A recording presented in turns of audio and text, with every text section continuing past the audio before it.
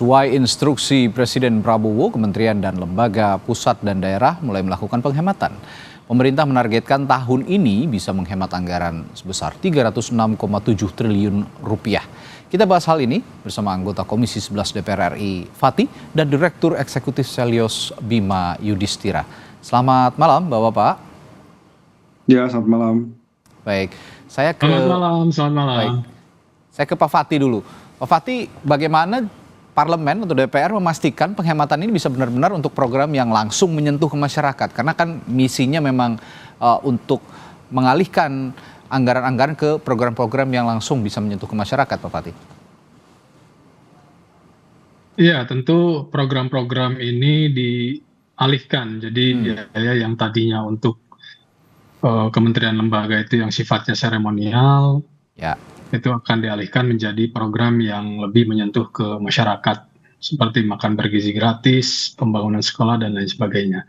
Tentu kami di DPR akan senantiasa mengawasi dan senantiasa mengevaluasi terkait dengan praktek ataupun terkait dengan pelaksanaan pekerjaan ataupun pelaksanaan program tersebut. Ya, misi penghematan ini tapi bukan tanpa bukan tanpa kendala juga. Jika memang misinya untuk menghemat secara umum, ada juga yang harus dikorbankan, yakni program-program yang berlangsung di daerah secara otonom begitu. Ada yang mengkhawatirkan efeknya itu langsung ke daerah karena APBD-nya sudah kecil, ditambah lagi nanti disuruh menghemat begitu Pak Fatih. Itu dikhawatirkan bisa-bisa membuat tidak ada kegiatan pembangunan di daerah. Bagaimana kira-kira dari Anda solusinya soal ini? Oh, justru terbalik. Justru dengan adanya program pengalihan anggaran kepada program-program yang sifatnya menyentuh langsung kepada masyarakat ini, diharapkan efeknya ini justru akan membuat pertumbuhan ekonomi semakin cepat. Karena sekali lagi yang dilakukan realokasi anggaran ini kan terkait dengan hal-hal yang tidak substansi, tidak esensial begitu ya. Hal-hal yang tidak esensial yang kemudian outputnya juga tidak jelas, tidak ada ukurannya, seperti seremonial dan juga FGD, masalah-masalah yang sebetulnya sudah diketahui solusinya harus gimana, nggak usah lagi dilakukan studi banding kan kita udah ngerti masalahnya apa, eksekusi saja gitu ya. Sebaliknya alokasi anggaran penggantinya ini adalah program-program yang akan langsung menyentuh ke masyarakat. Jadi diharapkan mudah-mudahan akan bisa merangsang justru pertumbuhan ekonomi di daerah. Klaimnya akan bisa menambah pertumbuhan ekonomi. Mas Bima, penghematan ini bisa menghambat atau justru menumbuhkan dengan cepat pertumbuhan ekonomi di daerah?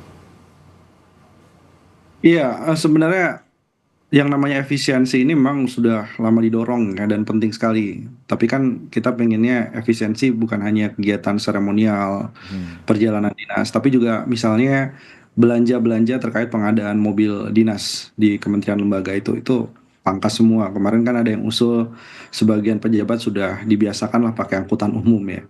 Mungkin kecuali presiden. Itu salah satu kekhawatiran dari masyarakat gitu ya. Artinya efisiensi harus dilakukan dan itu penting untuk dialokasikan ke program prioritas, tapi juga harus ada efisiensi yang memang bermakna.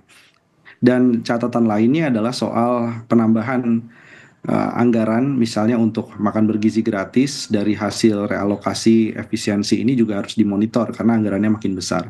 Nah, untuk kapasitas dari sisi fiskal daerah, ini kan era otonomi daerah. Itu dia. Ya, memang dari sisi pemerintah daerah memang ya ada beberapa yang anggarannya gemuk dan diparkir di akhir tahun di bank daerah. Mereka itu menjadi praktek yang kebiasaan. Tapi di sisi yang lain, apakah bentuknya harus menggunakan inpres atau sebenarnya bentuknya lebih ke arah dialog yang sifatnya setara antara presiden gitu ya dengan kepala-kepala daerah, bahwa ada urgensi untuk melakukan efisiensi dan tergantung dari masing-masing kepala daerah menentukan bagian mana yang harus dilakukan pemangkasan, sehingga aspek otonomi daerah dan kapasitas fiskal daerah yang berbeda-beda termasuk daerah pemekaran itu juga bisa menjadi salah satu perhatian. Mas Bimo gini, setiap presiden kan punya kebiasaan masing-masing ya sebenarnya. Kalau Pak Presiden Jokowi dulu, presiden sebelumnya, punya kebiasaan mengumpulkan kepala daerah termasuk gubernur, bupati, wali kota, termasuk untuk mengonsolidasikan soal anggaran. Nah, di eranya Presiden Prabowo ini, apakah langkah itu juga perlu untuk menyeragamkan pemikiran bahwa efisiensi anggaran ini akan dialokasikan ke hal-hal yang lebih esensial, yang lebih penting, termasuk di daerah, Mas Bima? Iya, saya pikir begini, saya pikir ada beberapa ya, tidak bisa dipotong rata semua daerah. Koordinasi yang paling penting itu daerah terutama di Jawa, Jawa Barat, Jawa Timur, kemudian di Banten. Itu karena di akhir tahun, pada saat itu kita lihat satu persatu bahwa beberapa provinsi itu angkanya besar sekali, itu ratusan triliun yang disimpan dan dijadikan silpa anggaran. Nah, ini mungkin koordinasinya hanya beberapa daerah yang spesifik. Tapi kalau daerah-daerah yang lain misalnya harus ada instruksi untuk melakukan efisiensi, padahal di Papua Ya. baru ada daerah yang mekar, itu menurut saya juga kurang bijak melakukan efisiensi itu. Berarti termasuk daerah 3T itu tadi ya, yang tertinggal, terdepan, terluar, ini juga sebenarnya tidak perlu terlalu dikoordinasikan karena memang alokasi anggaran mereka lebih butuh untuk itu, begitu ya, Mas Bima? Ya, justru harusnya dilakukan Optimalkan penambahan per daerah, juga transfer terkait dengan dana desa, dan program prioritasnya difokuskan dulu misalnya MBG untuk daerah 3T sehingga kapasitas fiskal daerahnya bisa lebih baik di daerah-daerah yang memang terluar termiskin. Oke. Sebelum saya balik ke Pak Fatih, saya ada pertanyaan juga soal transfer dana daerah yang diminta hemat 50T tadi oleh Pak Prabowo. Sedangkan di sisi lain sudah ada juga beberapa item yang dimunculkan oleh pemerintah pusat untuk dipangkas. Nah, dari beberapa item itu menurut Anda, Mas Bima, sektor esensialnya sudah keseluruhnya mencakup untuk diefisienkan atau masih ada hal-hal lain yang perlu sebenarnya dipangkas? Ini yang kita perhatikan itu dalam 10 tahun terakhir beban belanja pegawai itu kenaikannya 83%. Oke. Jauh melebihi anggaran perlindungan sosial ya dalam waktu 10 tahun terakhir. Jadi memang harus ada evaluasi terkait dengan tunjangan-tunjangan yang tadi tidak berorientasi pada program prioritas Pak Prabowo. Terutama misalnya juga menyentuh tunjangan di Dirjen Pajak karena ada Cortex yang bermasalah sistemnya yang membuat pengusaha juga sulit melaporkan pajak, mendapatkan faktur PPN. Itu juga harusnya menjadi bahan evaluasi yang sangat-sangat signifikan. Kalau memang mau melakukan efisiensi, saran saya sih dimulai juga dari efisiensi belanja pegawai. Oke. Gantikan sebagian pegawai yang rutinitas kemudian repetitif kerjanya itu dengan teknologi. Saya kira itu harus sejalan. Jadi bukan hanya sifatnya misalkan seremonial, FGD, itu hal yang penting untuk dilakukan efisiensi, tapi belanja pegawai itu pos besar sekali yang harus disentuh juga. Ya, sepakat. Belanja pegawai memang dari tahun ke tahun selalu memakan anggaran yang sangat besar, yang akhirnya ujung-ujungnya banyak yang tidak efisien juga penggunaannya. Saya kembali ke Pak Fatih. Pak Fatih, ini kan pemerintah meminta berbagai instansi, kementerian, lembaga, baik di daerah maupun juga di pusat gitu untuk menghemat anggaran. Tapi ada juga kritik publik, katanya bagaimana dengan DPR, lembaga legislatif, apakah juga ikut mengkampanyekan masalah efisiensi anggaran ini atau masih normal-normal saja? Jangan-jangan masih normal-normal saja nih? Oh ya, tentu semua instansi termasuk DPR juga melakukan upaya-upaya efisiensi ke depannya. Jadi tidak ada instansi ataupun tidak ada elemen yang dikecualikan terkait program ini.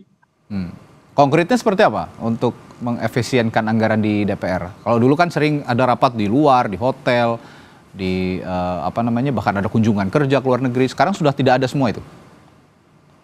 Bukan semua, tetapi dikurangi.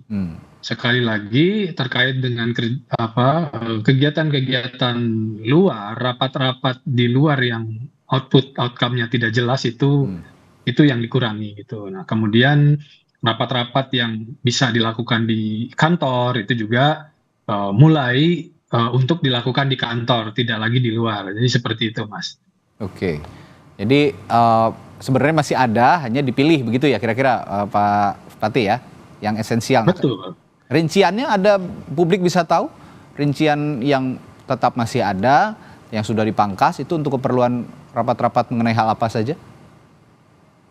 Iya, jadi begini Mas, rapat-rapat yang dilakukan oleh kementerian lembaga ataupun DPR juga Pemda, Pemprov, Pemkot, Pemkab itu tetap akan dilakukan. Artinya ada rapat-rapat yang memang membutuhkan ruang rapat yang memang besar kan gitu. Ada koordinasi yang sifatnya harus dilakukan itu antar instansi, itu tentu tidak bisa dilakukan di kantor kan gitu. Ya. Nah, itulah yang akan dilakukan di luar. Sementara rapat-rapat kecil, rapat-rapat koordinasi yang sifatnya bisa dilakukan di kantor masing-masing, itu dilakukan di kantor masing-masing. Dan sekali lagi, kegiatan rapat ini bukan efisiensi ini bukan berarti melarang 100%. Kalau melarang 100% artinya industri industri MICE, industri hotel, catering dan lain-lain juga akan terganggu. Tetapi ini kegiatan yang sifatnya itu seremonial, yang sifatnya itu outputnya itu tidak bisa ada ukurannya begitu. Tetapi kalau rapat koordinasi, impactnya tidak instan begitu kira-kira ya? Betul. Iya. Baik, ya saya kembali lagi ke misi penghematannya pemerintahnya Pak Prabowo ini. Anda sebagai dari DPR juga kan punya fungsi pengawasan begitu terhadap hal-hal esensial termasuk misi penghematan dari pemerintah. Nah, tadi Pak Prabowo juga dalam berita pengantar sempat mengatakan perjalanan dinas kalau bisa dipangkas dihemat 20 triliun bisa dialihkan buat bangun sekolah, revitalisasi sekolah. Yang saya ingin tanyakan, pengawasan dari DPR sejauh mana bisa ikut mengawasi efisiensi penghematan anggaran seperti yang salah satu dicontohkan oleh Pak Prabowo tadi?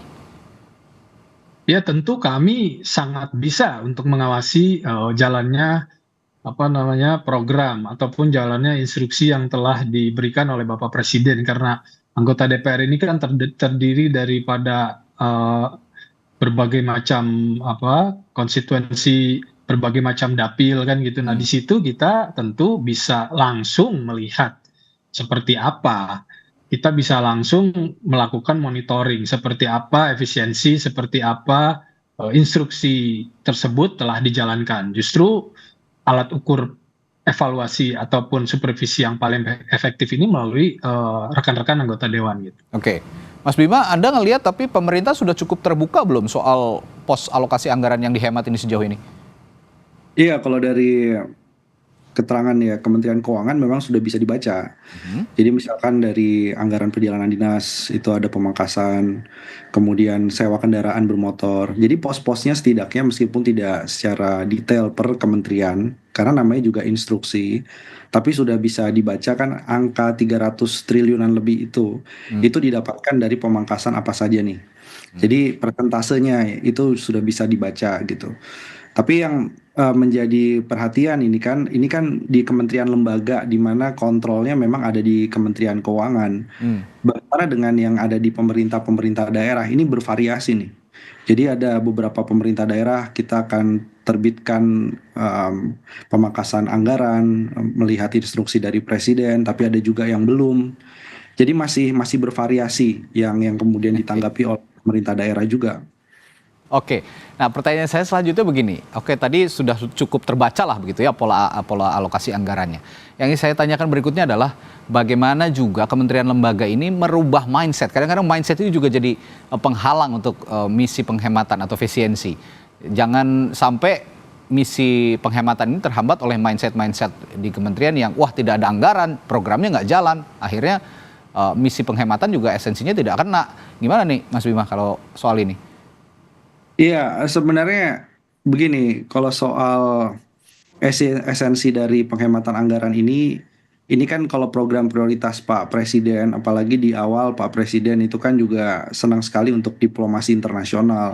OECD tetap jalan, BRICS tetap jalan, dan kondisi situasional dari perang dagang. Artinya perjalanan dinas itu seharusnya nggak usah dipotong untuk Kementerian Perdagangan, khususnya untuk Dirjen Perdagangan Luar Negeri misalnya.